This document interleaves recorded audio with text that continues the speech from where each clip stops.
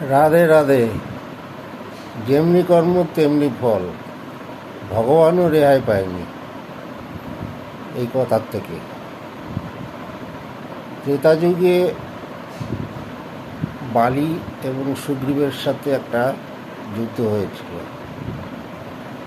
সেই যুদ্ধে ভগবান রামচন্দ্র লুকিয়ে বালিকে তীরবিদ্ধ করে হত্যা করে। তখন বালি ভগবান রামচন্দ্রকে বলেছিল যে আমাকে ছলনা করে আপনি মারলেন, আপনিও আগামী যুগে আমার মতনই মৃত্যুমুখে পতিত হবেন। ঠিক তাই দাপরে শ্রীকৃষ্ণ সমস্ত কিছু হারিয়ে যখন গাছের উপরে শুয়ে আছে, তখন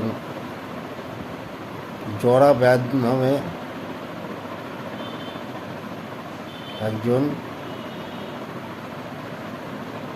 পাখি ভেবে লুকিয়ে তীর মারে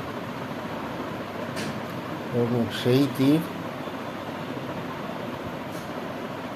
শ্রীকৃষ্ণের পায়ে গিয়ে লাগে এবং তাতেই শ্রীকৃষ্ণের মৃত্যু হয়। এই জরা ব্যাধ হল গত যুগের সেই বালি। যেমনি কর্ম তেমনি ফল। রাধে রাধে।